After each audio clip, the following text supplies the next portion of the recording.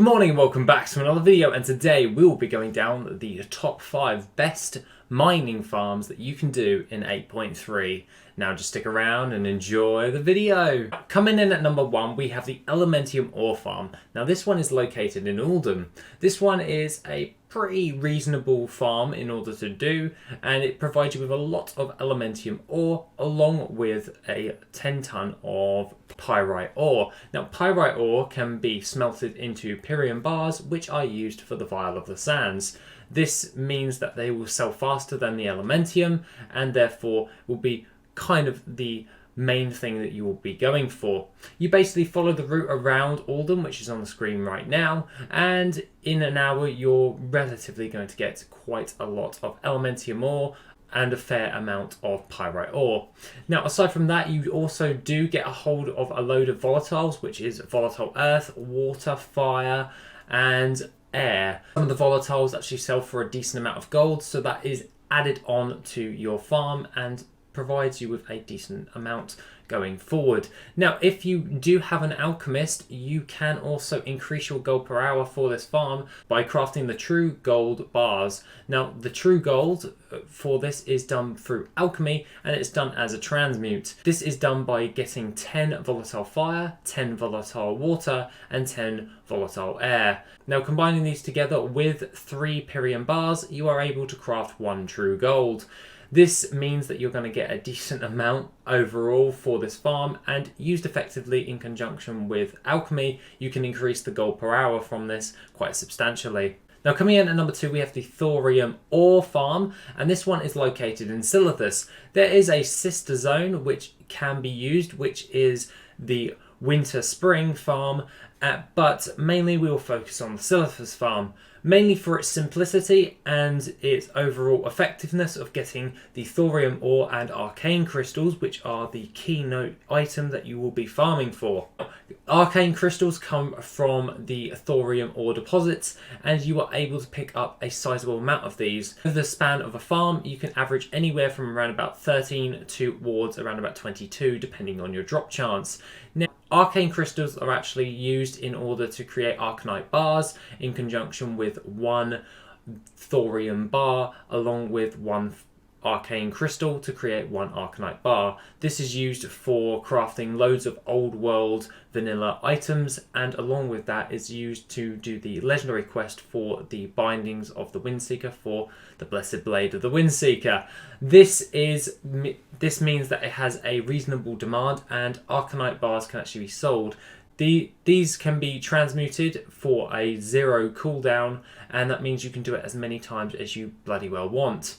This means that once you've done the farm, you can use it again in conjunction with an alchemist in order to craft arcanite bars and then sell those on the auction house for more profit overall. So you are essentially mining for the ore and then smelting it and then crafting those into another thing to actually increase your gold.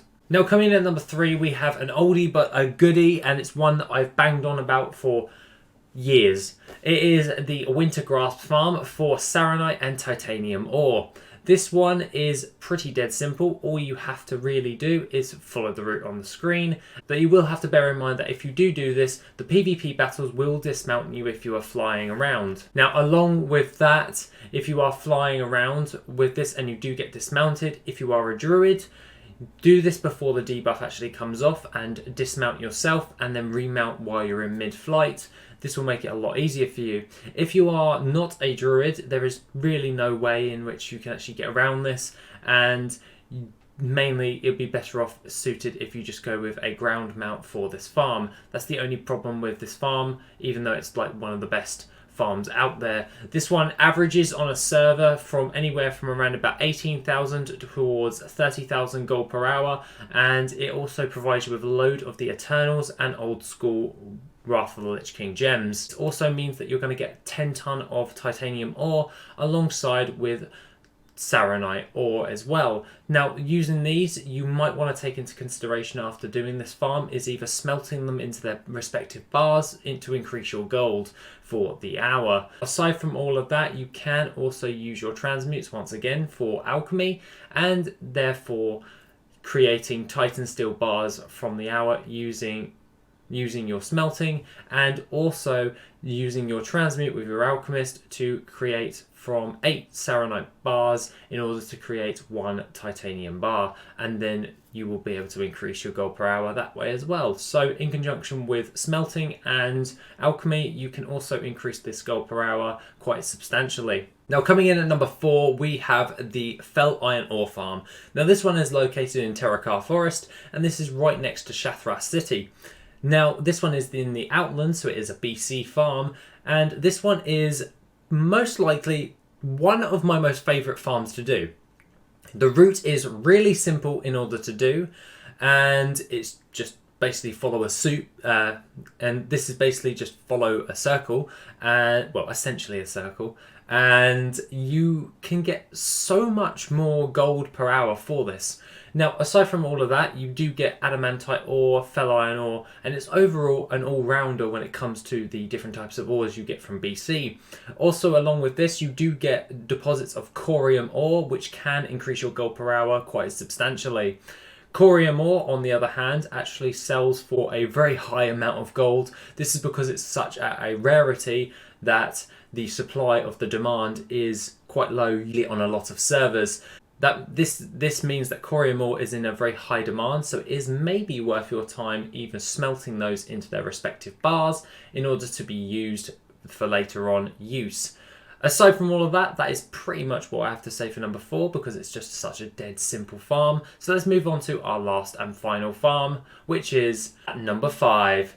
Dark Iron Ore. Dark Iron Ore always hits one of these top 5s every single time, and at this moment in time in 8.3 this is most likely the best one going at the moment. This one is located in the Molten Core, and the way in which you do this farm is you run into the Molten Core and you do not kill any of the bosses. You specifically go after all of the Dark Iron Ore nodes, and then either use your Dream Walk ability to port back out, or run back to the entrance and reset the instance and go back in. This will reset all of the nodes, and then you can run in and redo it all the time. Gold per hour for Dark Iron Ore is usually quite high, and I wouldn't recommend actually smelting the Dark Iron Ore. For this farm in particular, I would actually sell the Dark Iron Ore flat on the auction house, even though that sometimes that the Dark Iron bars actually sell for a lot more, but usually the sell rate on the Dark Iron bars is lower than the Dark Iron Ore, so I would highly suggest just selling the Dark Iron Ore flat on the auction house after you doing this. Now alongside this, with these deposits, the Blood of the Mountain can drop, which is an item of note that can sell from a couple of thousand gold each, and is a nice little uptake when actually doing this. This can also be added into consideration when doing these types of farms, and therefore this Dark Iron Ore farm is most likely going to be one of the best farms that you can do as of yet in 8.3. Other than that, guys, that's pretty much all I have to say for the day. Have a wonderful rest of the day, and I shall see you in the next video, which will be tomorrow. Have an awesome day, guys, and I shall see you soon.